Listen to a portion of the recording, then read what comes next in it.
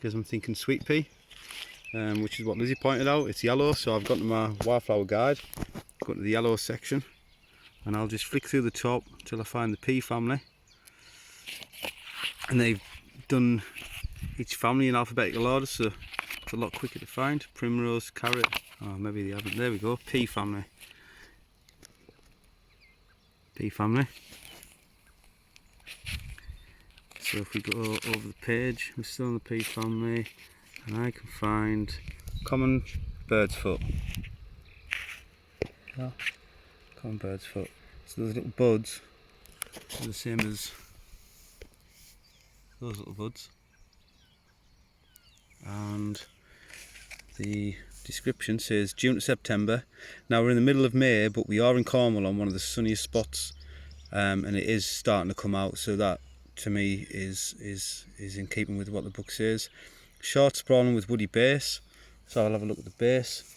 Let's have a look. This is the flower, sorry the focus in there. Woody base. Let's have a look. So yeah, if you look at the stem, it's got a woody base, solid stem, definitely a solid stem.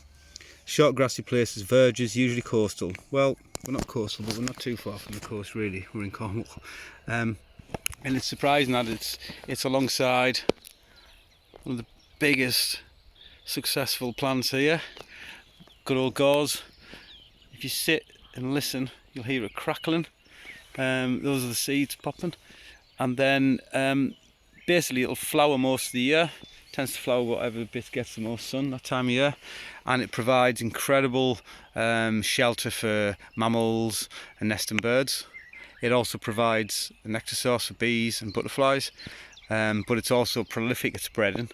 So it's managed in different ways throughout the country, but the way we're going to manage it here is very similar to the brambles. Basically a combination of winter strimming in certain patches over rotation, surrounded by careful pruning at certain times of the year, should we say.